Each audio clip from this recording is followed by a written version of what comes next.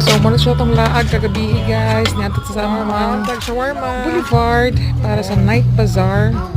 So, muna siya. Ni-order me og shawarma. Kaya among i-try. Og lami bang ilahang shawarma. So, muna siya guys.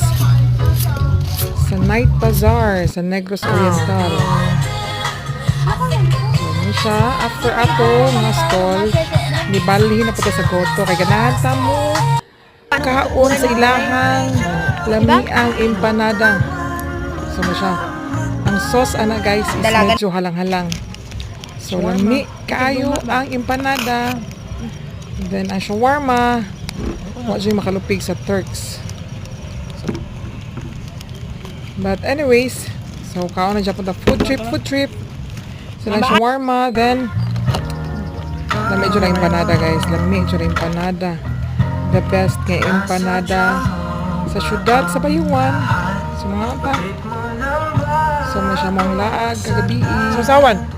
Sa amuang Boulevard sa Bayuan City.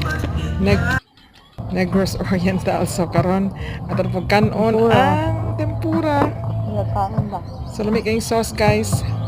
Ang sauce jud mo yun makapadalag hilas. So, akong friend, nga si Kayix.